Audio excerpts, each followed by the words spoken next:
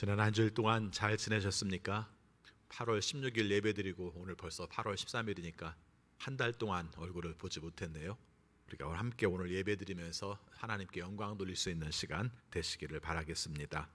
코로나19 감염 확산 방지를 위해서 우리가 9월 20일까지 가정에서 온라인 예배로 드리고 있습니다. 주일 수요일 새벽 예배 여러분 다 유튜브 실시간 스트리밍으로 중계하고 있습니다. 주일은 오전 9시, 수요일은 녹음해서 사전에 보내드리고요. 새벽 예배는 오전 5시에 실시간으로 합니다. 그 이외의 시간에는 자유롭게 여러분들께서 시청하고 또 예배 드릴 수 있습니다. 특별히 당부 드리기는 가정에서 예배 드릴 때에도 교회에서 드리는 것처럼 단정하게 또 복장 갖추시고 예배 드리시기를 바라겠습니다. 우리가 함께 모이지 못하는 시간들이 많아서 또 영적 침체에 빠지지 않을 수 있도록 새벽 예배를 여러분들에게 권장해 드립니다. 함께 나오지 못하시더라도 온라인 새벽 예배 많이 참여해 주시고 또 그것을 위해서 새벽 이슬 은혜방이라는 단체 카톡방을 운영하고 있습니다. 새벽 예배 공지사항이나 또 새벽 예배 시간을 통해서 나누는 은혜 나누기 또 기도 제목 나누기 목적으로 사용됩니다. 함께 초대 받기를 원하시는 분들은 이성진 목사님께 신청해 주시기를 바라겠습니다. 지금 병원에 계신 분도 계시고 또 퇴원하셔서 요양하는 분도 계시는데 우리 환우들을 위해서 함께 중보기도해 주시기 바랍니다. 특별히 오늘 주보 컬럼 자리에 우리가 함께 드리는 공동 기도 제목 10가지가 나와 있습니다. 이 내용 보시고 함께 시간 정해서 같이 기도해 주시면 고맙겠습니다. 우리 교회 의자가 패브릭이라 세척을 하려고 합니다. 그래서 이번 주 목요일 날 금요일 날 이틀 동안에 걸쳐서 세척을 합니다. 외부에 용역을 주기 때문에 여러분들께서 참여하지 않으셔도 되고요. 건조를 위해서 20일까지 공간 사용을 못하게 됩니다. 아마 새벽 예배에 금, 토 이틀 정도는 아마 어린이 예배실에서 드릴 걸로 생각됩니다. 해당되시는 분들에게는 연락을 드리도록 하겠습니다.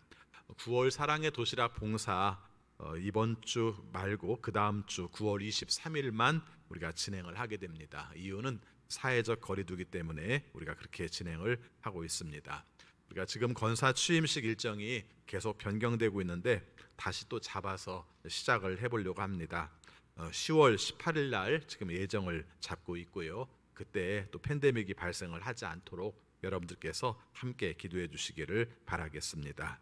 오늘 공동 식사 쌀은 김한수 장로님께서 생일 맞이하여 여러분들을 대접하는 마음으로 드렸습니다. 우리 함께 앞뒤 옆에 있는 믿음의 식구들과 함께 인사하겠습니다. 주님의 이름으로 사랑합니다. 주님의 이름으로 사랑합니다. 다시 한번 인사하겠습니다. 기쁨으로 예배드립시다. 기쁨으로 예배드립시다. 다 같이 묵상 기도하심으로 하나님께 예배드리겠습니다.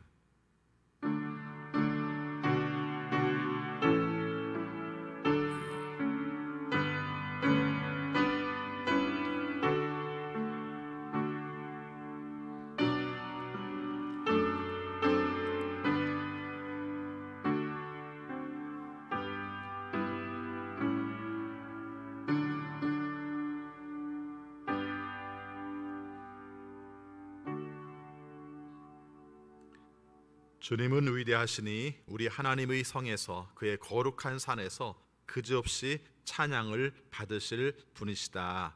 아멘. 아버지 하나님, 저희들을 사랑하셔서 지난 주일로 한 주간 동안도 주님의 은혜 가운데 살게 하여 주시고 오늘 거룩한 주일 주 앞에 나와 예배하게 하심을 진심으로 감사드립니다. 하나님께 부름받은 저희들 영과 진리로 예배드리고 싶습니다. 성령 충만하게 하시고 하나님의 임재하심을 경험하여 하나님께 예배하는 우리 모두가 되게 하여 주옵소서. 하나님이 원하시는 뜻대로 살려고 하였지만 하나님께서 원하시는 것과 다른 모습으로 살았음을 주 앞에 고백합니다. 우리의 죄를 용서하여 주시고 새 마음을 부어주셔서 하나님께서 원하시는 모습으로 온전하게 서게 하여 주옵소서. 사모함으로 주 앞에 나왔습니다. 의식된 우리의 모든 심령들이 깨어나게 하시고 하나님의 은혜를 경험하는 예배 시간 되게 하여 주옵소서. 예수 그리스도 이름으로 기원하옵나이다. 아멘. 다 같이 일어나셔서 경배찬송 27장 모든 이름 위에 뛰어난 이름 이어서 부르시겠습니다.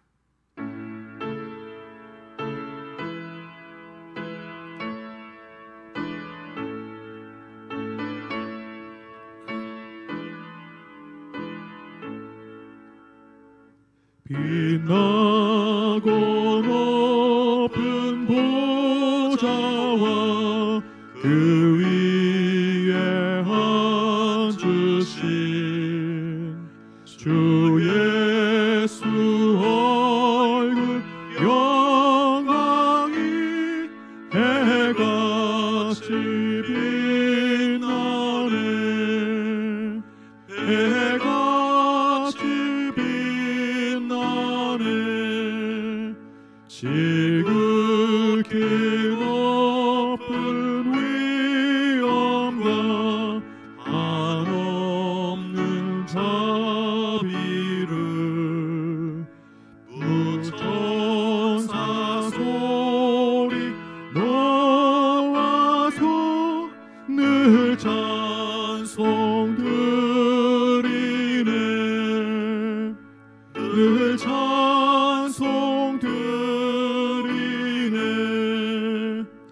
영적을 나를 살리려 그 영광 버리소.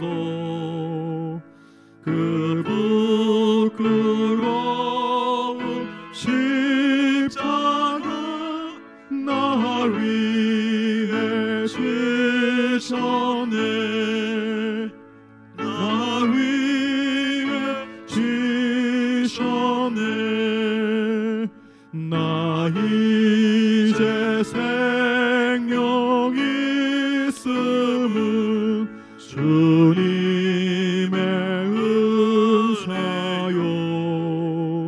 저 사망 권세 이기니 큰 기쁨 넘치네. 큰 기쁨 넘치네. 주님의 보좌 있는데 전한 몸 이루러 그 영광 몸소 배울 때 내 기쁨 넘치리. 내 기쁨 넘치리.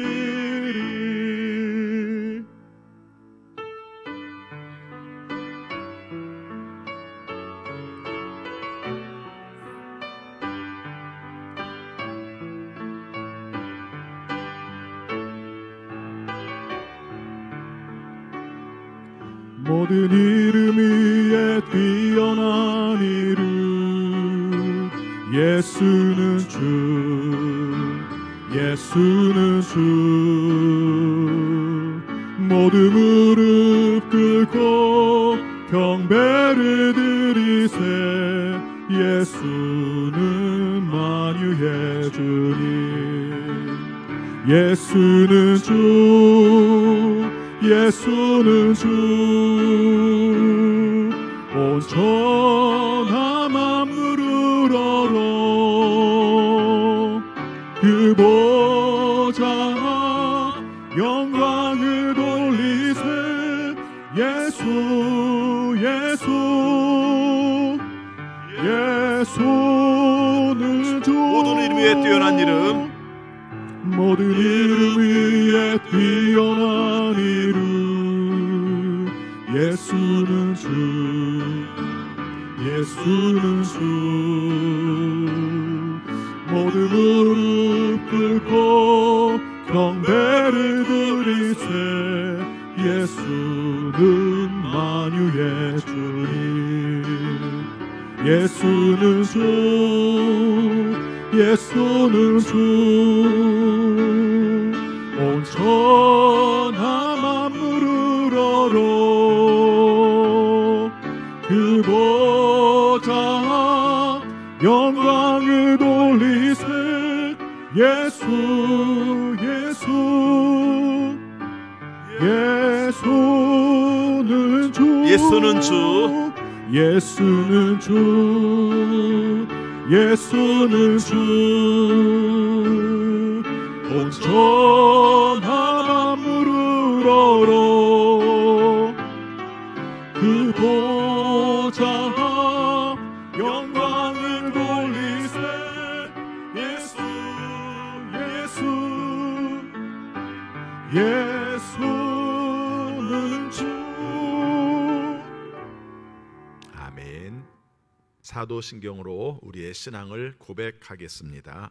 나는 전능하신 아버지 하나님, 천지의 창조주를 믿습니다. 나는 그의 유일하신 아들 우리 주 예수 그리스도를 믿습니다. 그는 성령으로 잉태되어 동정녀 마리아에게서 나시고 본디오 빌라도에게 고난을 받아 십자가에 못 박혀 죽으시고 장사된 지 사흘 만에 죽은 자 가운데에서 다시 살아나셨으며 하늘에 오르시어 전능하신 아버지 하나님 우편에 앉아 계시다가 거기로부터 살아있는 자와 죽은 자를 심판하러 오십니다. 나는 성령을 믿으며 거룩한 공교회와 성도의 교제와 죄를 용서받는 것과 몸의 부활과 영생을 믿습니다. 아멘.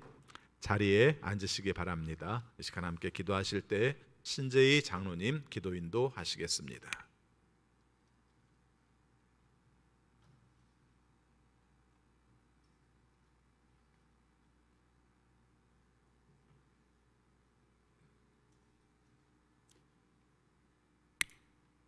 거룩하신 여호와 하나님, 한결같은 사랑으로 우리를 지켜주시고 한 주간도 주님의 그늘 아래 살게 하심을 감사합니다.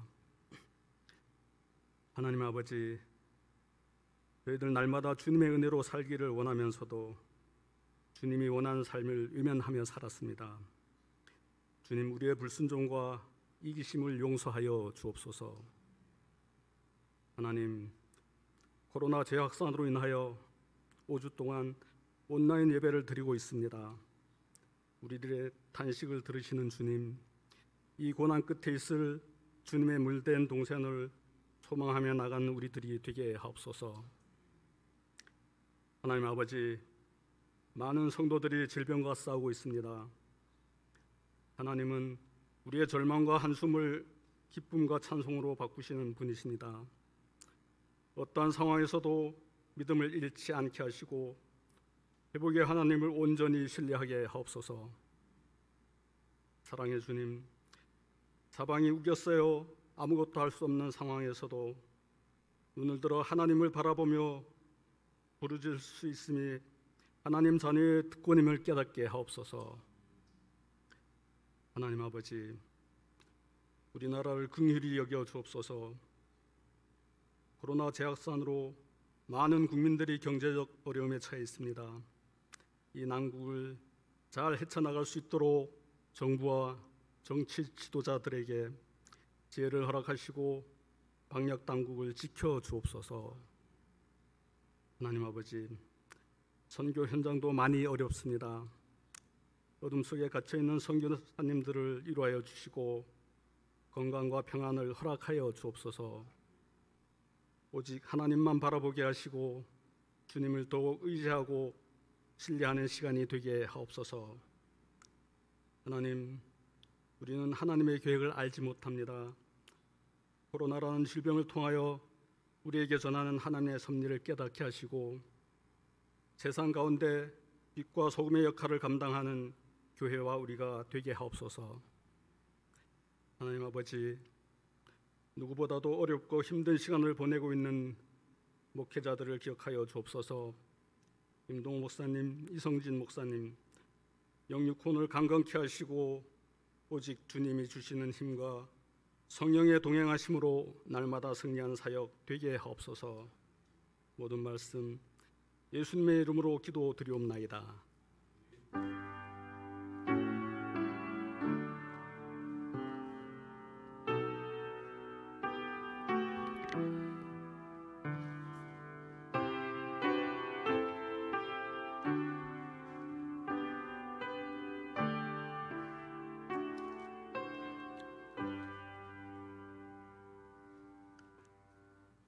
하나님 말씀 창세기 35장 1절부터 7절까지 봉독하겠습니다. 창세기 35장 1절부터 7절까지 봉독합니다. 1절입니다.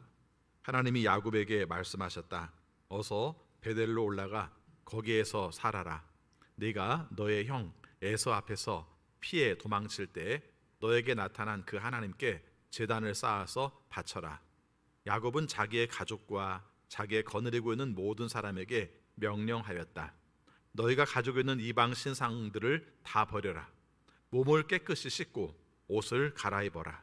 이제 우리는 이곳을 떠나서 베델로 올라간다. 거기에다 나는 내가 고생할 때에 나의 간구를 들어주시고 내가 가는 길 어디에서나 나와 함께 다니면서 보살펴 주신 그 하나님께 제단을 쌓아 바치고자 한다. 그들은 자기들이 가지고 있는 모든 이방 신상과 귀에 걸고 있는 귀고리를 야곱에게 가져왔다. 야곱은 그것들을 세겜 근처 상수리 나무 밑에 묻었다. 그런 다음에 그들은 길을 떠났다. 하나님이 사방에 있는 모든 성읍 사람을 두려워 떨게 하셨으므로 아무도 야곱의 아들들을 추격하지 못하였다. 야곱과 그가 거느린 모든 사람이 가나안 땅 루스 곧 베델에 이르렀다. 야곱이 거기에서 제단을 쌓은 뒤에 그가 형을 피해 떠날 때 베델에서 하나님이 나타나신 것을 생각하고 그곳 이름을 엘 베델이라고 하였다. 아멘. 거룩한 주일 주 앞에 나와 함께 예배하시는 여러분들에게 하나님의 크신 은혜가 함께 하시기를 축원합니다. 우리 도표 한번 볼까요? 야곱이 지금까지 어떻게 걸어왔는가 하는 내용을 간단하게 정리하면은 이렇게 말할 수 있습니다. 여러분이 아시는 것처럼 그 사람이 브엘세바를 떠나게 됐던 가장 큰 이유는 아버지로부터 형으로부터 속여서 장자권을 탈취했기 때문에 떠날 수밖에 없었습니다. 그래서 도망갔고요. 도망가는 길에 하나님을 만났습니다. 루스라는 곳에서 만났는데 그 만난 곳이 야곱에게서는 인생의 큰 전환점이 되죠. 그래서 하나님을 만났다, 하나님의 집 이런 의미로 벳엘이라고 이름을 바꾸게 됩니다. 그래서 그곳을 떠나 라반의 집 하란 땅 밧단 아람에서 20년 동안 살았습니다. 거기서 결혼도 하고 아이들도 낳고 재산도 많이 증식시켜서 돌아오게 되었는데 이 돌아오는 과정에서 가장 힘든 숙제가 하나 있었죠. 그것은 에서를 만나는 것입니다. 그래서 에서와 화해를 해야 되는데 어떻게 될 것인가 고민을 하다가 야복강에서 하나님과 씨름하는 역사를 경험하게 됩니다. 거기서 하나님을 만났다라는 이름으로 거기서 우리가 브니엘이라는 말을 쓰게 되죠. 그렇게 하고 나서 에서를 만났는데 하나님의 은혜로 에서와의 관계가 화해를 맺을 수 있는 관계가 되었습니다. 에서는 초청을 합니다. 우리 동네 가서 같이 살자 이렇게 말을 하는데 우리 한번 지도 볼까요? 지도 보면은 에서가 살던 내용들은 세일이라는 곳, 우리가 보는 곳에서 맨 오른쪽에 있죠. 그쪽에 있었고, 그리고 아버지가 살던 곳은 저 아래쪽 브엘세바였었는데 어떻게 된 영문인지 야곱은 여러분이 아시는 것처럼 지난주에 말씀드렸던 것처럼 브엘세바로도 가지 않고 세일로도 가지 않고 세겜성에 그냥 머무르게 됩니다. 자, 여기까지가 지금까지 지나온 내용들의 내용이었습니다. 자, 여기서 우리가 중요한 문제가 있습니다. 야곱이 왜 베델로 가지 않았을까? 원래대로 약속된 대로 하면 하나님께서 나를 다시 고향에 돌아오게 하시면 내가 베델에 와서 하나님께 제사를 드리겠습니다. 세 가지 서원을 했어요. 그래서 이곳에서 하나님은 여호와 하나님은 나의 하나님이 되시고 이곳에서 제가 단을 쌓고 그리고 이곳에서 하나님께 11조를 드리겠습니다. 이렇게 세 가지 약속을 했는데 왜 그랬는지는 모르겠습니다만은 숫곳에서 세겜성으로 옮겼지 베델로는 가지 않았다는 것이죠. 이것이 굉장히 중요한 숙제입니다. 저도 또 한 가지 이해가 안 가는 내용 중에 하나가 굉장히 많은 참고 자료들을 보면은 야곱이 세겜성에서 약 10년을 살았을 거라고 봐요. 근데 제가 아무리 찾아봐도 그 내용은 찾지 못했는데 아무튼 그냥 잠깐 있었던 게 아니라 세겜에 오랫동안 머무른 가운데 하나님께서 드디어 세겜을 부르셨다는 것을 보게 됩니다. 여기서 내용을 볼 것 같으면 그냥 베델로 자진해서 갔어야 되는데 베델로 가지 않고 세겜에 머물렀어요. 세겜에 머무른 걸로 보면은 이미 땅도 사고 뭐 그렇게 한 걸 보면은 이곳이 안정적이라고 생각한 겁니다. 우리식으로 우리 형편으로 생각한다면은 하나님이 원하시는 목표는 있지만 내 눈에는 여기가 현실적으로 좋아요. 영적인 초점은 우리가 하나님께 가 있지만 내 삶의 자리는 안정적이고 평안한 곳이 좋아요. 이렇게 된 거죠. 그래서 여러분이 이미 33장 끝부분을 살펴서 아시겠습니다마는 야곱은 하나님 앞에 예배를 드립니다. 안 드리는 게 아니라 근데 하나님과 약속한 곳은 어디였어요? 베델이었는데 예배를 드린 곳은 어디였습니까? 세겜이었어요. 이게 자기 방식대로 자기 나름대로의 신앙으로 살아온 것이 바로 야곱이라는 것을 말해주고 있습니다. 근데 문제는 하나님께서 그냥 지켜보지 않으시고 더 이상 머무를 수 없는 상황이 되게 하셨다는 것입니다. 지난주 말씀을 우리가 들었습니다마는 거기에서 세겜에서 실패를 경험하게 됩니다. 어떤 문제가 벌어집니까? 자기 딸 디나가 강간을 당해요. 그것만도 굉장히 힘든 사건이었는데 자기 아들들이 디나의 강간에 복수하기 위해서 세겜성의 남자들을 다 학살하고 또 그 사람들이 가지고 있던 귀중품들을 다 탈취하는 문제가 벌어집니다. 그렇게 말하면은 어떤 내용들이 이익이구나, 기대의 주도권을 가질 수 있구나 할지 모르겠습니다만은 이미 야곱이 계산할 때는 더 이상 머무를 수 없는 것이죠. 세겜의 남자들을 죽였다고 해서 끝날 문제가 아니라 옆에 있는 부족들, 가나안, 브리스 족속 이런 사람들이 함께 연합을 해서 자기들이 치면은 자기들은 죽든지 도망갈 수밖에 없는 그런 상태가 돼버린 겁니다. 뿐만 아니라 여러분, 야곱이 위신이 아주 깎여버렸어요. 땅이 떨어졌습니다. 그래서 지난주에 마지막 말씀 내용 중에 하나가 야 이놈들아, 이렇게 하면 어떡해, 얘네들이 쳐들으면 어떻게 하려고 이렇게 일을 벌여, 이렇게 말했을 때 시몬과 레이가 아버지한테 대들면서 말합니다. 그러면 우리 동생 그 디나가 사람들에게 강간을 당해서 창녀처럼 취급당하는데 괜찮단 말입니까? 이렇게 말을 해요. 오늘도 이 말씀 속에서 함께 얘기했습니다마는 야곱의 권위는 이미 땅에 떨어지고 마른 상태죠. 우리식으로 말하면은 더 이상 머무를 수 없는 상태가 된 겁니다. 망가질 대로 망가진 공동체, 위신도 깨지고 도덕적으로 타락하고 딸들도 망신을 당하고 아들들도 이상한 짓을 저지르고 아버지도 아버지의 권위가 없어져 버린 상태, 이게 바로 세겜에서의 야곱의 민낯이라는 것을 말씀하고 있는 것입니다. 여러분, 뭔가 최선을 다했어요. 정말 열심히 살아보려고 했어요. 그 하란 땅에서의 고생하는 세월에 비하면 세겜에서 머무는 건 정말 편했어요. 그리고 안정되었어요. 그래서 여기서 머물면 좋겠다고 생각했어요. 내가 살아가는 삶 가운데서 세겜에서의 삶이 가장 안정적이라고 생각을 했어요. 그런데 어느 순간 보니까 다 깨졌어요. 그렇죠? 어렵던 시절에는 어렵기 때문에 서로 상부상조하면서 도왔던 그런 모습들이 있는데 가족마저도 다 깨져버렸어요. 이럴 때 하나님께서 부르신 겁니다. 여러분, 교회에서 많이 쓰는 말 중에 부흥이라는 말이 있습니다. 부흥. 근데 이 부흥이라는 말이 뜻밖의 성경에 잘 안 나와요. 잘 안 나옵니다. 하박국 3장 2절만 부흥이라는 단어가 나와요. 놀랍죠? 그렇게 많이 쓰는데 그 부흥이라는 단어가 잘 안 나옵니다. 그리고 우리가 부흥이라는 말을 쓸 때는 일반적으로 사람이 많이 느는 것, 교회가 많이 성장하는 것, 이런 것들을 부흥이라고 말할지 모르겠습니다만은 하나님께서 말씀하시는 부흥의 의미는 조금 다릅니다.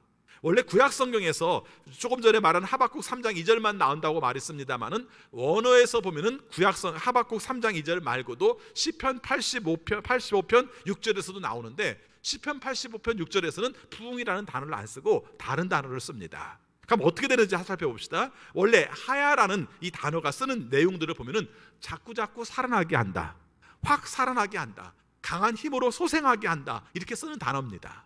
그래서 우리 세번역 성경에는 하박국 3장 2절도 부흥케 하옵소서라고 말하지 않고 우리 시대에 새롭게 하여 주옵소서라고 표현을 하고 있습니다.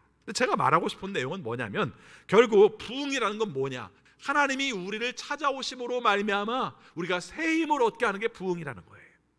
그렇죠? 그래서 오늘 우리의 삶 속에서 침체된 가운데서 하나님이 찾아오셔서 만나주심으로 말미암아 소생하게 하는 게 부흥이라는 거예요. 죄악 가운데 살고 있던 백성들이 자기 자신들을 알게 되어서 자기 자신의 민낯을 깨닫게 되어서 하나님 앞에 회개하고 도와달라고 말하는 것, 또 죄에서 돌이켜서 하나님께 나아가는 것, 이것이 바로 부흥이라는 것을 말씀하고 있는 것입니다. 오늘 여기서 나오는 창세기 35장 1절의 말씀은 야곱의 부흥이라고 표현을 하고 싶어요. 하나님께서 찾아오셔서 하나님께서 만나주시고 하나님 앞에서 회개하고 하나님과 약속을 지키고 그래서 하나님이 원하시는 새로운 축복의 장으로 나가는 장이 바로 창세기 35장의 이야기고 하나님께서 야곱에게 새롭게 부흥을 만나게 하는 역사라는 것을 표현하고 있는 것입니다. 부흥 얘기 좀 더 할까요? 부흥은 하나님을 만나는 겁니다. 그렇죠? 다른 게 부흥이 아니에요. 우리의 삶 속에서 하나님을 만남으로 하나님과의 관계를 새롭게 정립하는 것이 그게 바로 복입니다. 이사야서 55장 6절 말씀해 보니까 너희는 하나님을 만날 만할 때 찾으라, 가까이 계실 때 그를 부르라, 이렇게 말씀하셨어요. 이 말은 달리 표현하면 하나님께서 찾아오실 때가 좋은 때인 줄 알고 그때 하나님을 만나십시오 라고 말을 합니다. 근데 사실은 어떤 때입니까? 대개의 경우는 피폐할 때예요. 침체되었을 때예요. 위축되었을 때예요. 두려워 떨 때예요. 근데 이럴 때 하나님께서 우리를 찾아와 주셔서 그로 말미암아 하나님을 만나는 것이죠. 사실은 야곱은 하나님을 여러 번 만났어요. 그렇죠? 맨 처음 만난 게 창세기 28장 하란 땅으로 가는 과정 속에서 내 인생의 여정이 어떻게 될지 모르는 불안한 가운데 그때도 하나님이 찾아와 주셨잖아요. 그렇죠? 여러분 아시는 것처럼 야복강에 있을 때에도 하나님이 먼저 찾아와 주신 거예요. 씨름을 하나님께서 걸으신 거예요.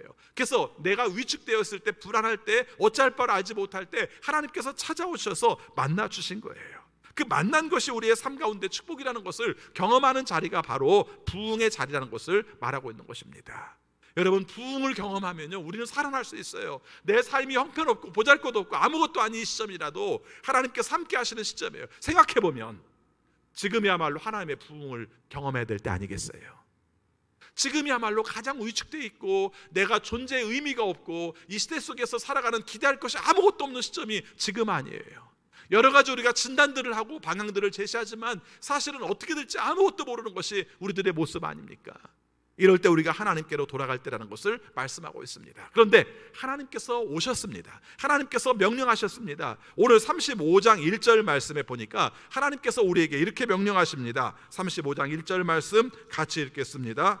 하나님이 야곱에게 말씀하셨다. 어서 베델로 올라가 거기에서 살아라. 네가 너의 형 에서 앞에서 피해 도망칠 때에 너에게 나타난 그 하나님께 제단을 쌓아서 바쳐라. 아멘. 이렇게 말합니다.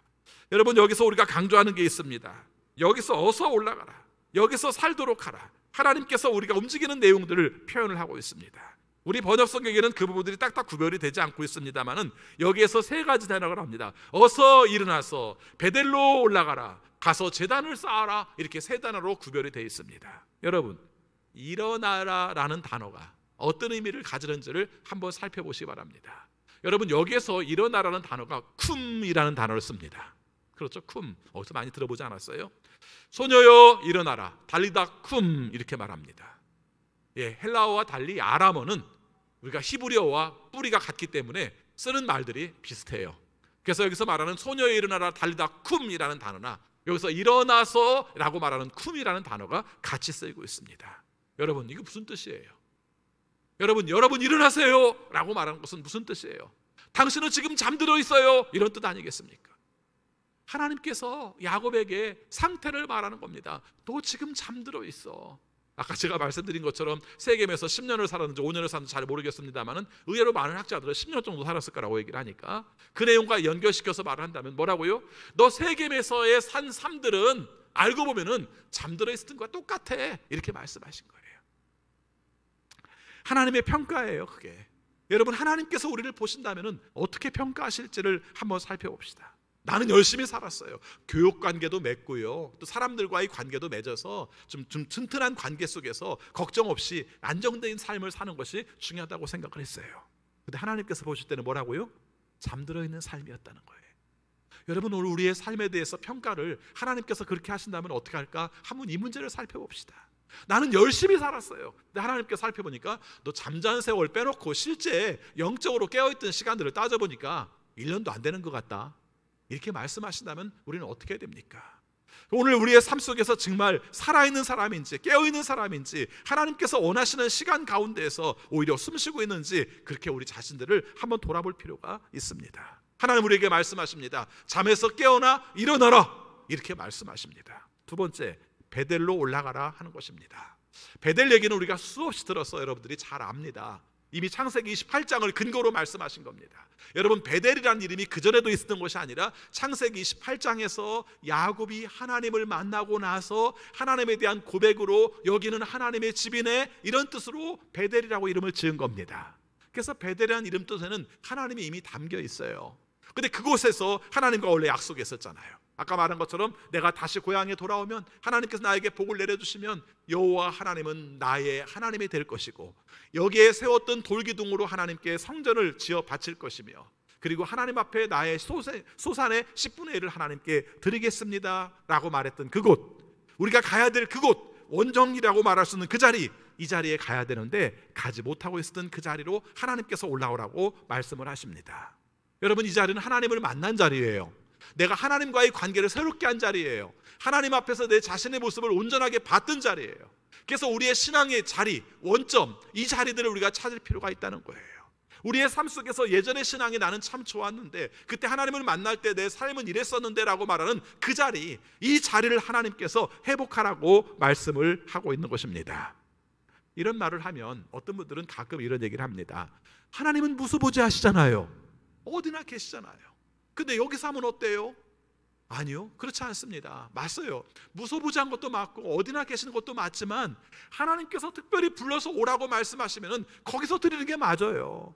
여러분, 아까 말씀드렸잖아요. 33장 끝부분에서 세겜에서 야곱은 단을 쌓았어요. 성경에 뭐라고 길게 설명은 안 하고 있지만 제가 생각할 때는 베델은 못 가지만 나는 하나님께 단은 쌓아 바쳐, 이런 생각을 했겠죠. 근데 하나님께서 뭐라고 말씀하십니까? 아니, 거기 말고 33장의 세겜 말고 하나님께서 말씀하시는 35장의 베델로 다시 올라와서 그곳에 단을 쌓아, 이렇게 말하면은 그때 우리가 거기다 대고 하나님 무소부지하시잖아요. 제가 세겜 쌓으시니까 하나님 세겜 쌓은 걸로 그냥 인정해 주세요, 이렇게 말하면 안 되잖아요. 하나님께서는 특정한 장소에서 은혜를 베풀시기 원하시면 우리는 특정한 장소에서 은혜를 회복하는 자세가 필요합니다. 여러분, 하나님께서 일부러 특정한 장소를 말씀하시고 그것에 오게 하신 경험들이 몇 번 있어요. 그렇죠. 여러분, 모세에게 하나님께서 법궤를 주시려고 할 때 아무 짓이나 주시면 안 되나요? 근데 그렇게 안 하셨어요. 신의 산으로 올라오도록 하라, 거룩한 곳으로 올라오도록 하라, 이렇게 말씀을 하셨어요. 그럼 어떻게 하는 겁니까? 가야죠. 그 자리에서 하는 것이 마땅하다는 것입니다. 그래서 하나님을 경험하는 자리는 따로 구별되는 자리이고 아무 데서나가 아니라 하나님께서 원하시는 그 자리이고 또 우리의 삶 가운데서 하나님께서 역사하시는 그 자리로 나가는 자세가 필요하다는 것입니다. 오늘 우리가 코로나19를 겪으면서 이 문제는 우리가 굉장히 중요한 문제로 봐야 해요. 그렇죠? 우리가 지금 상황이 감염될지 모른다는 상황 때문에 집에서 예배를 드리고 있지만 이게 편하다고 생각하고 이것도 괜찮다고 생각하고 하나님은 어느 곳이나 계시기 때문에 괜찮다고 생각하는, 그건 굉장히 위험합니다. 특별한 경우니까, 어쩔 수 없는 경우니까, 다른 사람들에게 피해를 끼칠지 모르는 경우니까 우리가 이렇게 하고 있는 것이지, 하나님 앞에 나와서 그 나오는 마음의 자세로 말미암아 하나님께 예배드리는 그 마음들은 얼마나 중요한지 모릅니다. 가끔 우리는 생각하죠. 형식이 중요한 게 아니라 내용이 중요하다고요. 여러분, 온라인 예배 드리다 그 생각 많이 하시죠? 어떤 생각해요? 나도 모르게 어느 사이인가 양말도 안 신었네, 때에 따른 잠옷바람이네, 이런 생각들 하시죠? 예, 그렇습니다. 그게 사람이에요. 처음에는 단정했는데 어느 순간인가 형식이 안 맞춰지니까 내용 자체도 훼손되는 모습을 보여주고 있는 것이죠. 아무튼 오늘 말씀 속에서 하나님을 만났던 그 처음의 자리로 올라오라고, 베델로 올라오라 말씀하십니다. 세 번째입니다. 여러분, 하나님께서 명령하신 내용이 첫 번째는 일어나라, 베델로 올라와라, 그 다음에 뭡니까? 제단을 쌓으라, 이렇게 말씀을 하십니다. 사실은 이 제단을 쌓으라가 동사 3개 중에서 주동사예요. 무슨 말입니까? 결국은 이것을 하기 위해서 2가지가 필요했다는 겁니다. 일어나는 것도 올라오는 것도 결국은 쌓기 위해서 올라왔다는 겁니다. 그렇죠? 여기서 이 역할들을 감당할 때 여기서 제단을 쌓으라는 말은 다른 말이 아니라 제사를 드려라, 그 말이죠. 하나님께 제사를 드리도록 하라. 이 제사는 우리가 하나님께 희생의 피를 드림으로 말미암아 죄악된 인간이 거룩한 하나님과의 관계 속에서 만나는 역사가 이루어진다는 겁니다. 그 거룩한 교제가 이루어진다는 자리입니다. 우리식으로 말하면 예배가 이루어지는 자리입니다. 하나님과의 관계의 정립은, 하나님과의 관계를 세워지는 역사는 바로 예배를 통해서 이루어진다는 것을 말씀하고 있는 것입니다. 생각밖에 이 중요한 사건의 역사를 하나님께서는 딱 한 절로 말씀을 하시는데, 그 다음에 야곱이 이 말씀, 이 명령 앞에서 어떻게 반응을 보이는지를 함께 살펴보자는 것입니다. 여러분, 오늘 말씀을 보니까 이 말씀을 들은 다음에 바로 자기들의 식구들에게 명령을 내립니다. 35장 3절 말씀에 보니까 명령을 내립니다. 우리 35장 3절 초반부에 있는 말씀만 같이 읽겠습니다. 이제 우리는 이곳을 떠나서 베델로 올라간다, 이렇게 말합니다. 그러면서 자기가 만난 하나님을 소개를 해요. 그렇죠? 그때 나에게 축복하시고 나에게 약속하신 그 하나님께 제단을 바치러 올라간다, 이렇게 명령을 내립니다. 그런데 여러분, 여기서 이 명령을 내렸다는 것은 결과적으로 우리가 중요한 부분들을 갖습니다. 여러분, 하나님께서 말씀하신 명령은 세 가지였는데 야곱이 덧붙여 세 가지 명령을 내려요. 아까 하나님이 내린 명령은 일어나라, 베들로 올라가자, 그 다음에 단을 쌓자, 이렇게 세 가지였는데 야곱은 자기가 백성들에게, 자기의 국민들에게, 자기의 식구들에게 세 가지 명령을 더 내립니다. 자, 2절 말씀 보겠습니다. 같이 읽습니다. 야곱은 자기의 가족과 자기가 거느리고 있는 모든 사람에게 명령하였다. 너희가 가지고 있는 이방 신상들을 버려라. 두 번째, 몸을 깨끗이 씻고, 세 번째, 옷을 갈아입어라. 그냥 읽으면 지나가면서 읽을 수 있는 말씀일지 모르겠는데 여러분 덧붙여 보면 이건 중요한 의미를 가지고 있어요. 하나님께서 말씀하신 것은 일어나라, 올라가라, 쌓아라, 세 가지였는데 야곱은 거기에다가 세 가지를 덧붙였습니다. 왜 덧붙였습니까? 나의 현실을 알고 있었던 거예요. 우리 식구들의 현실을 알고 있었던 거예요. 하나님은 그냥 우리의 삶 가운데서 일어나라, 올라가라, 쌓아라, 이렇게 세 가지만 말하고 있지만 우리의 삶 가운데서는 덜어내야 될 게 있고 없애야 될 게 있고 내 삶 가운데서 잘못된 것이 있다는 것을 깨닫게 된 거예요. 여러분, 부흥의 역사는 이렇게 이루어져요. 하나님은 우리를 부르셨는데 하나님의 부르심 앞에서 내 모습을 보니까 그냥 나갈 수가 없어요. 죄덩어리예요. 회개할 수밖에 없는 거예요. 그래서 하나님 앞에 회개할 수밖에 없음을 주 앞에 고백하는 거예요. 이게 바로 야곱의 명령이에요. 자기 자신이 깨달았기 때문에 자기들과 함께 있는 식구들에게도 그 명령을 내리는 겁니다. 그래서 말하는 거죠. 잠에서 깨어났어요. 내가 누워있던 자리를 보니까 돼지우리 같아. 그렇죠? 간단히 말하면. 그리고 우리들의 삶 가운데서 잘못된 내용들을 보게 된 것이죠. 그리고 나서 보니까 나를 정말 우습게 여기는 영적 권위가 없어져 버린 내 모습, 그 다음에 자식들을 보니까, 또 종들을 보니까 귀에다가 귀고리들을 달고 있는데 이게 다 이방의 우상들의 형상들을 다 매달고 있는 걸 본 거예요. 그렇죠? 사람들과 함께 이 사람들과 교육하다 보니까 자기들도 모르는 사이에 집에 보니까 우상 덩어리들이 있는 거예요. 이게 보인 거예요. 지금까지 안 보이던 것이, 그게 10년인지 몇 년인지는 모르지만 지금까지 안 보이던 것이 하나님의 명령을 받고 보니까 잠에서 깨어나서 그게 보인 거예요. 그래서 자기 자식들에게, 자기 가족들에게, 종들에게 명령을 내리는 겁니다. 첫 번째 명령이 뭐죠? 너희 중에 있는 이방 신상을 다 버려라, 이렇게 말씀을 하고 있습니다. 이방 신상들이 생각해 보니까 되게 많았을 것 같아요. 여러분, 앞에 우리가 좀 중요하게 다루지 않고 지나간 부분 중에 하나가 라헬이 자기 아버지 라반의 집에서 그 집의 수호신이었던 드라빔을 훔쳐갖고 왔어요. 여러분, 드라빔이라는 것은 사실은 그 가정의 수호신이라서 이게 있어야 우리 집안에 복을 받는다고 말하는 내용이에요. 근데 그게 하나님이에요? 아니잖아요. 그냥 우상이에요. 그렇죠? 우상을 훔쳐갖고 왔어요. 야곱이 훔쳐갖고 나온 것 자체는 몰랐어요. 그런데 나중에 내용을 볼 것 같으면 이게 아무래도 집에서 문제가 될 수밖에 없죠. 우상은 기본적인, 근본적인 뿌리 자체가 없어야 돼요. 그렇죠? 처음에는 그 문제가 안 된다 할지라도 나중에는 문제가 돼요. 여러분, 나중에 한참 세월이 지난 다음에 모세가 출애굽하는 과정 속에서 광야에서 사람들이 불뱀에 물려 죽는 일이 벌어지잖아요. 그 불뱀에 물려 죽는 일이 벌어졌을 때 하나님께 호소를 하죠. 하나님, 이러다 다 죽으면 어떻게, 이 사람들을 살려주세요, 그렇게 말씀하셨을 때 하나님께서 내리신 명령 중에 하나가 청동으로 된 뱀을 만들도록 하라. 놋뱀을 만들어서 이것을 보는 자는 살고 이것을 보지 않는 자는 죽으리라, 이런 말씀을 하셨어요.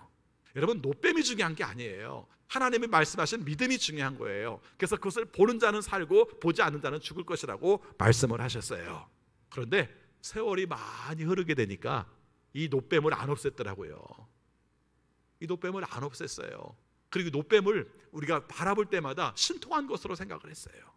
이게 우리의 삶 가운데서 중요한 복을 주는 것으로 생각을 했어요. 그래서 나중에 정말 하나님 앞에서 온전한 회복의 운동들이 벌어질 때 그 놋뱀을 없애는 문제가 벌어져요. 여러분, 사람이 그럴 수 있어요. 하나님께서 이루신 역사라 할지라도 그것이 우리의 삶 속에 우리의 이익의 방법으로, 우리의 도구로 쓰여지게 되면 그것마저도 우상이 될 수가 있어요. 우리 그런 게 얼마나 많은지 몰라요. 또 여기 살펴볼까요? 여러분, 이 사람들이, 야곱의 종들이 결국은 어디서 왔습니까? 하란 땅에서 왔잖아요. 하란 땅에서 오는데 그 사람들이 야곱이 하나님을 믿기 때문에 자기들의 신앙을 다 버리고 왔을까요? 아니요. 메소포타미아 지역의 우상들이 따라왔겠죠. 세겜성에 왔습니다. 세겜성에서 그 사람들을 탈취해서 그 사람들에게 금과 은을 빼앗은 내용 중에 대부분은 뭐였겠습니까? 우상이었겠죠. 그러지 않겠어요? 예, 그들이 가지고 있는 금과 은의 대부분 우상이었을 가능성이 많다는 것입니다. 이렇게 저렇게 보니까 우상들이, 거짓신들이 가득 찬 상태 속에서 그것이 우리의 풍요라고 생각하면서 살고 있었던 것이 바로 야곱의 모습이었다는 것을 말씀하고 있습니다. 여러분, 하나님께서 우리들의 삶 속에서 100% 하나님을 사랑하기 원하세요. 예수님께서 말씀하셨습니다. 하나님과 재물을 겸하여 섬길 수 없다라고 말씀하셨어요. 이렇게 재물이라고 말했을 때는 만물을 말하고요, 그것은 우리가 물질로서의 신으로서 생각하는 걸 말을 해요. 여러분 중에서 물질을 신이라고 말하는 사람은 아무도 없겠지만 알고 보면 우리의 삶 속에서 하나님보다도 우리가 물질에 대한 가치를 더 두고 있다면 우리는 만물의 신을 섬기고 있는 내용들이 많죠. 이 부분에 대해서 하나님께서 말씀하십니다. 버려라, 기꺼이 버려라, 이렇게 말씀하십니다. 아까워서 어떻게 버려요? 금인데, 그게 은인데, 그게 우상이라 할지라도 내 삶 속에서 재산적 가치가 있는데 여러분, 안 됩니다. 버려야 됩니다. 심지어는 이렇게까지 말씀드리고 싶습니다. 여러분들이 하나님을 믿기에 불편하다고 생각하는 내용들은 남도 주지 마세요. 그렇죠? 여러분 생각해 보세요. 내가 하나님을 믿기에 불편하다고 여기는 내용들은 다른 사람도 주면 안 돼요. 그건 없애버리는 게 마땅하다는 겁니다. 여러분, 두 번째 보겠습니다. 오늘 말씀해 보니까 자신을 정결하게 하라고 말하고 있습니다. 우리 몸을 깨끗이 씻으라고 말씀을 하는 겁니다. 여러분, 여기서 정결함, 거룩함, 이것은 우리가 같은 뜻으로 말씀을 하고 있습니다. 하나님을 만났어요. 하나님을 만나기 위해서 우리 자신의 삶 속에서 제일 중요한 것이 뭡니까? 나의 더러움을 발견하는 것이고, 이 더러움을 씻어내는 것이고, 이것이 바로 거룩함이라는 것을 말씀하고 있습니다. 여러분, 우리가 하나님께 관심을 가지면 우리의 더러움이 보이기 시작해요. 우리가 하나님께 관심을 가지면 내가 내 자신의 더러움을 씻어야겠다는 생각들을 갖게 돼요. 그 당연해요. 그렇죠? 이것이 두려움이에요. 하나님을 내가 보니까 내가 얼마나 더러운 존재인가를 깨닫게 되는 것, 도덕적으로 부도덕하다는 것을 알게 되는 것, 이것이 하나님 앞에서 얼마나 중요한 문제인가를 표현하고 있는 것입니다. 여러분, 하나님을 믿으시면 죄된 자리에서 돌아오시기 바랍니다. 우리들의 잘못된 자리에서 끊어버리시고 주 앞에 돌아오시기 바랍니다. 이게 주님 앞에 나가는 자세라고 말씀을 하고 있어요. 세 번째, 옷을 갈아입으라고 말합니다. 여러 가지 의미를 해석할 수 있습니다만은 이렇게 말할 수 있습니다. 고대 사회에서는 의복에 따라서 사회적 계급이나 또 신분을 뜻하는 내용이 되기도 한다고 말합니다. 우리도 마찬가지 아니에요. 어느 자리에 가느냐에 따라서 우리들의 모습의 복장이 달라질 수밖에 없는 것이죠. 예전에 춘천에서 사역할 때 청년 모임을 토요일 날 했는데, 토요일 날 저녁 때였는데 애들이 갑자기 다 양장을 입고 온 거예요. 양복을 입고 온 거예요. 그래서 놀래가지고, 보통 그렇게 안 오거든요. 뭐 이렇게 찢어진 청바지도 입고 오고 나시대도 입고 오고 막 이러고 있는데 토요일 날 그렇게 입고 온 거예요. 주일도 아니고 토요일 날. 그래서 제가 궁금해가지고 물어봤습니다. 야, 너희들 무슨 짰냐? 복장을 왜 이렇게 했냐? 라고 물어보니까 그렇게 말하더라고요. 친구 결혼식이 있었어요. 근데 아마 공통적으로 같이 연결되는 친구였던 것 같아요. 그러다 보니까 굉장히 많은 아이들이 그런 복장으로 온 겁니다. 그런데 제가 한 대 얻어맞은 느낌이 들더라고요. 그렇죠? 예. 주일날 봤던 복장과도 달라. 토요일날 보였던 복장은 더 많이 달라. 이것이 친구를 결혼하기 위해서 우리가 함께 입고 갔던 거기에 대한 예의로서의 복장은 그런 모습이었는데, 하나님을 만날 때는 별로 신경을 안 썼더라고요. 그렇죠? 하나님 앞에 나갈 때는 내 삶의 모습이 편안하면 된다고 생각을 했더라고요. 그래요, 편안한 것도 좋습니다. 그런데 우리의 삶 속에서 여기서 옷은 단순히 옷만을 말하는 것이 아니라 내가 새로운 삶으로 변화된 것들을 표현해주고 있는 거예요.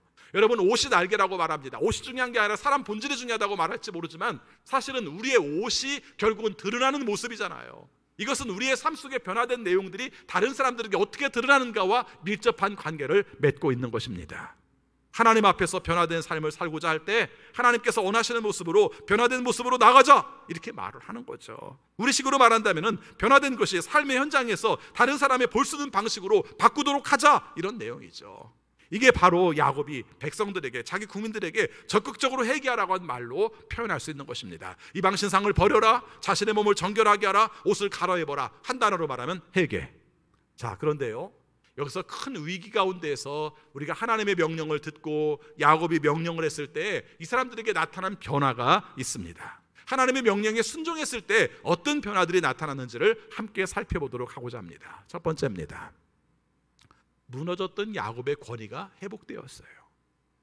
이건 굉장히 작은 거에 불과할지 모르지만 저한테는 굉장히 와닿았어요. 여러분, 우리가 살아가는 시대 속에서 지금 시대가 탈권위의 시대예요.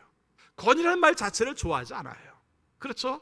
그래서 어떤 때는 어떤 역할들을 감당할 때마다 그 위치의 역할들을 하는 것이 굉장히 힘들어요. 어떤 분이 그런 말을 썼더라고요.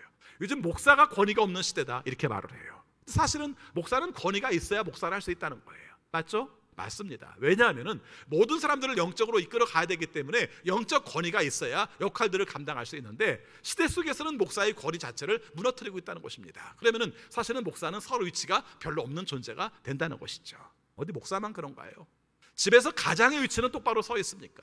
서 있지 않아요. 그렇죠? 무슨 말을 할 때 말이 통하지 않으면 서로 단절된 상태 속에서 그냥 살아갈 수밖에 없는 모습들을 가지고 살아요.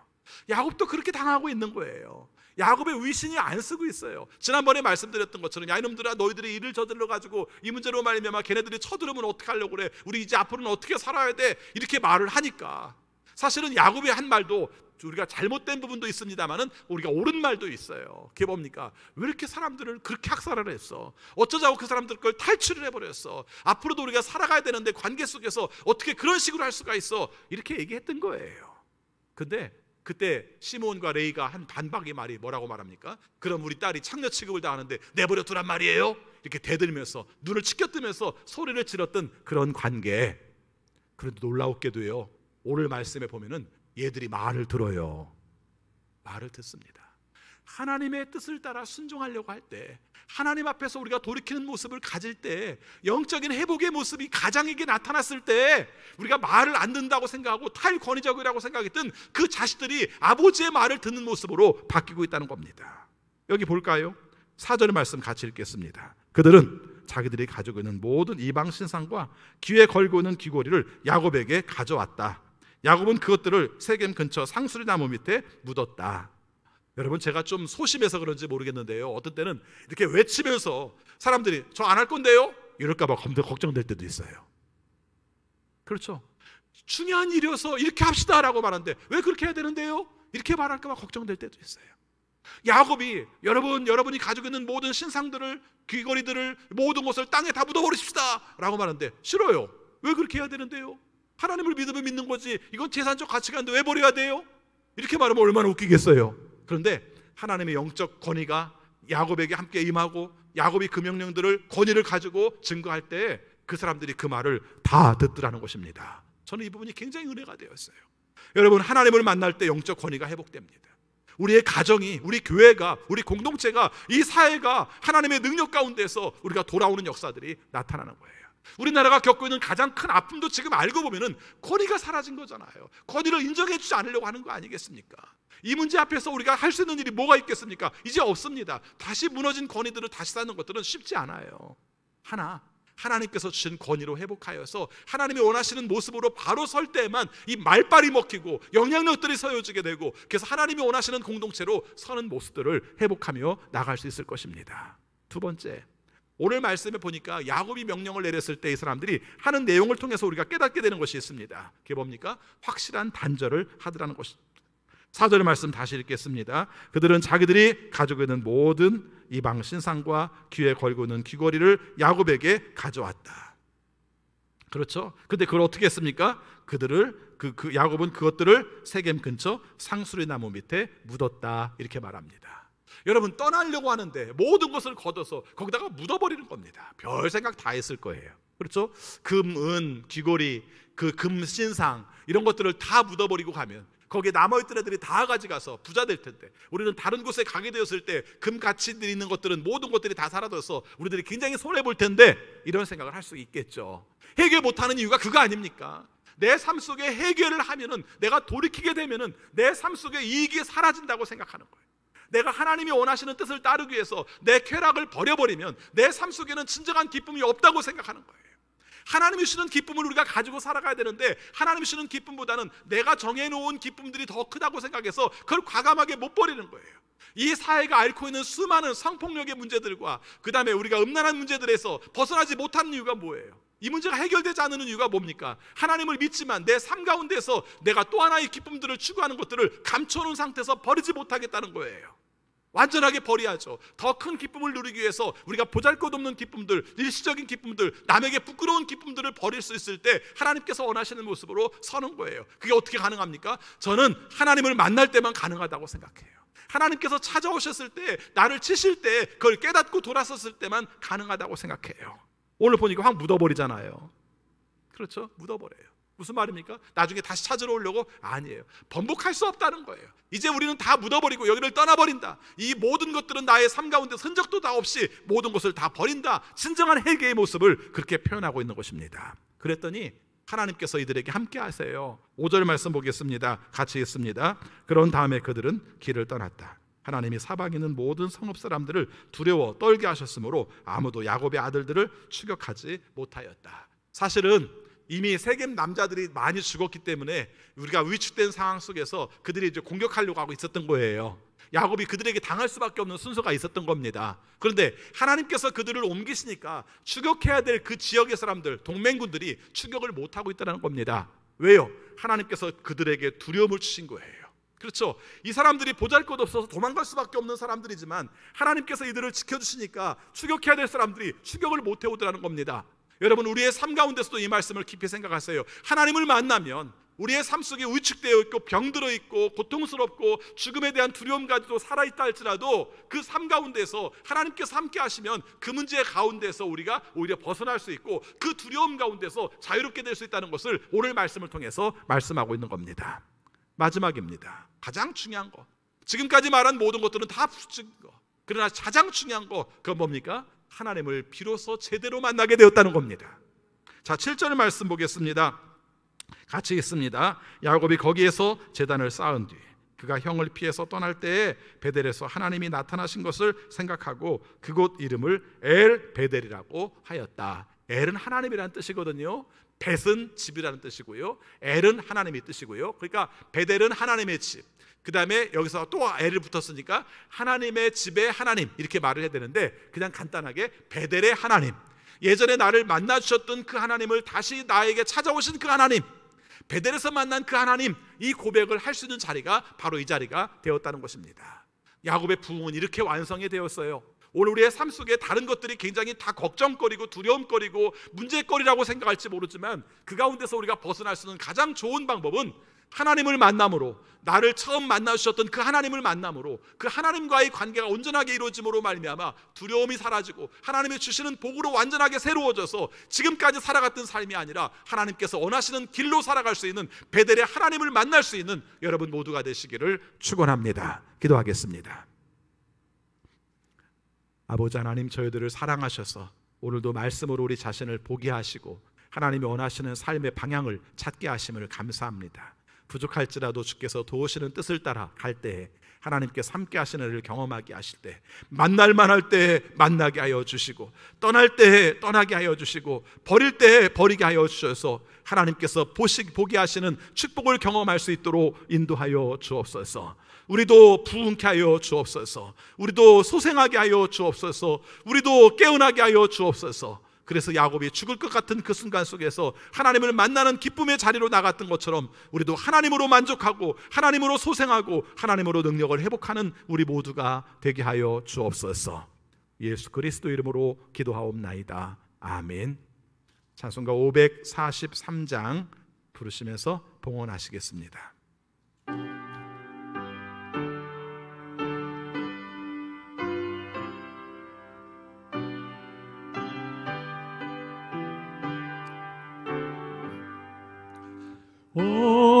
어려운 일 당할 때 나의 믿음 적으나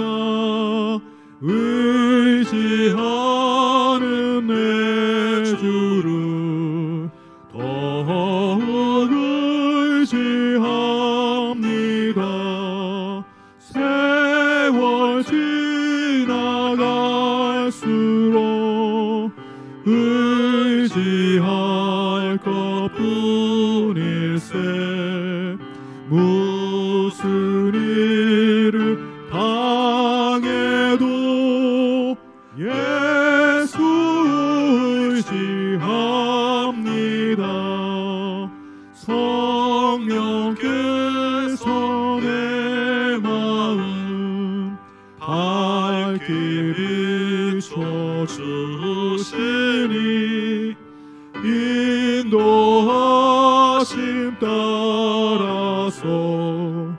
주만을 지합니다. 세월 지나갈수록 의지할 것뿐일세. 무슨 일을 당해도 예수 의지합니다. 밝을 때의 노래와 어두울 때의 기도로 위태할 때 도움은 주께 간구합니다. 세월 지나갈수록 의지할 것뿐일세.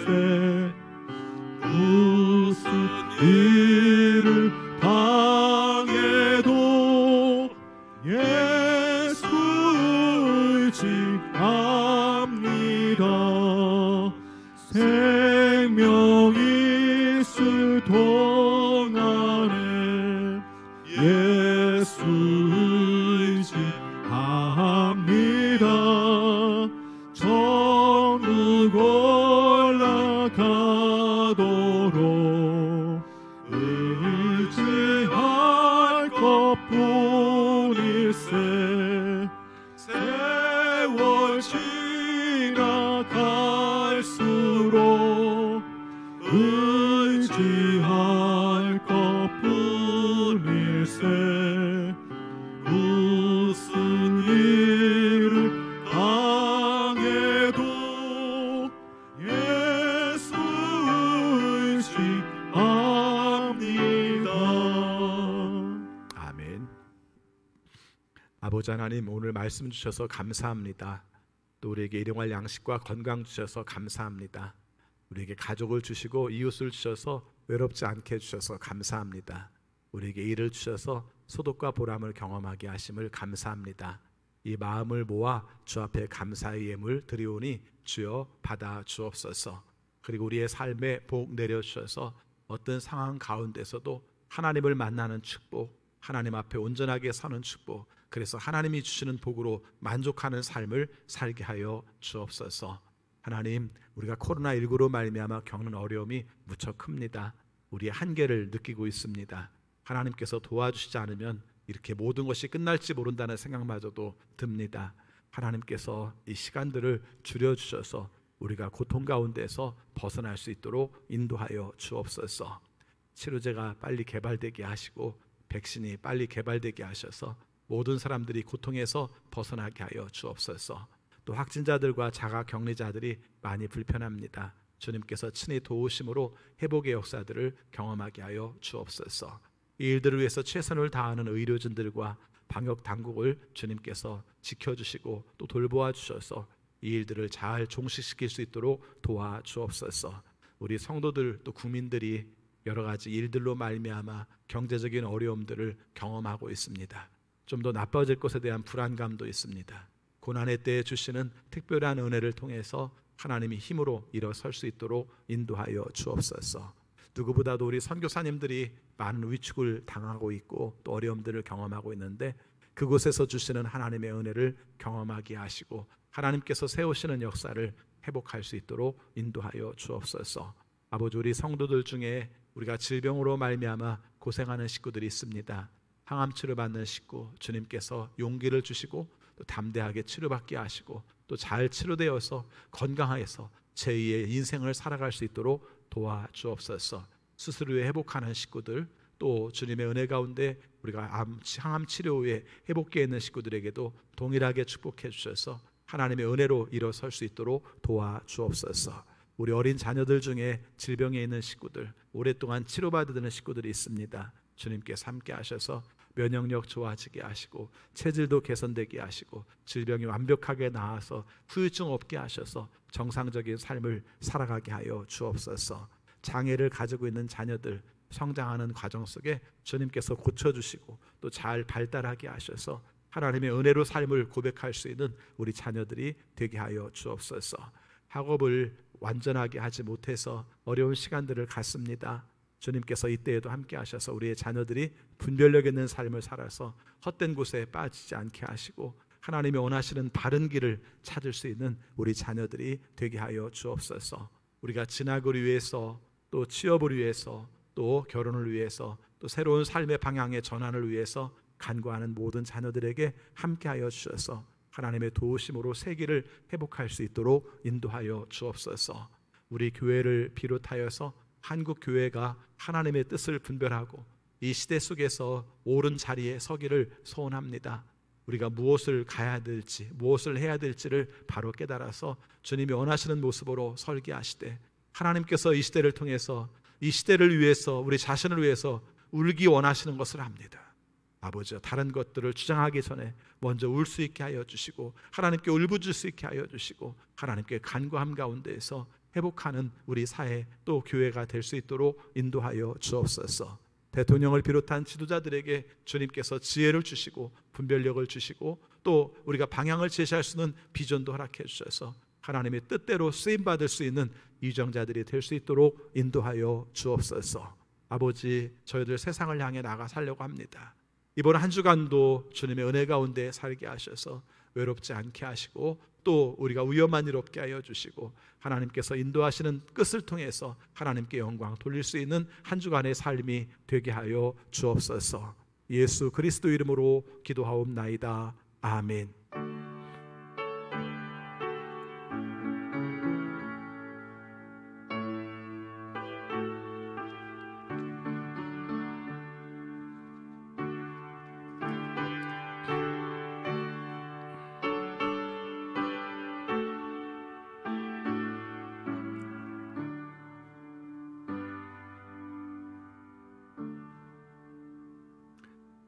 다 같이 일어나셔서 결단의 찬양 1절을 부르시겠습니다.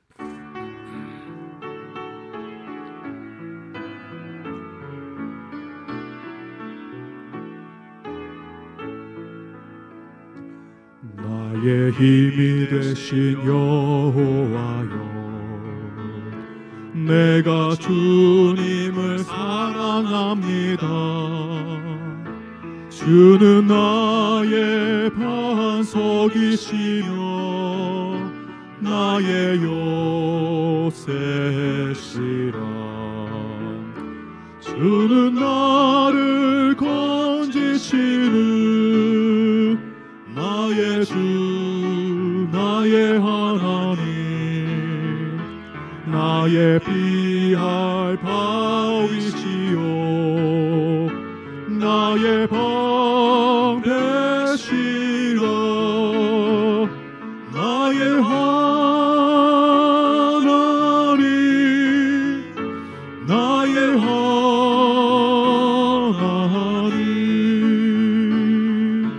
구원의 뿌리시요 나의 산성이라. 나의 하나님, 나의 하나님,